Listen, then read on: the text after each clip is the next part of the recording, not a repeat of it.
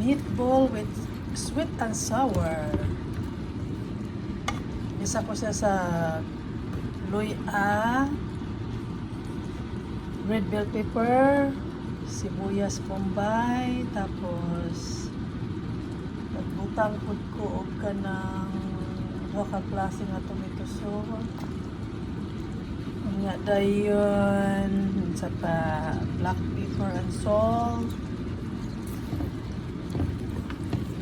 So kani nga plano guys, wala ni sa plano, dapat himuuna ko ng spring rolls.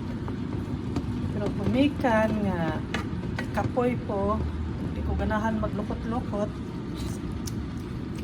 Ako na lang ipag air fryer, dahil ako na yung giluto nyo na ni.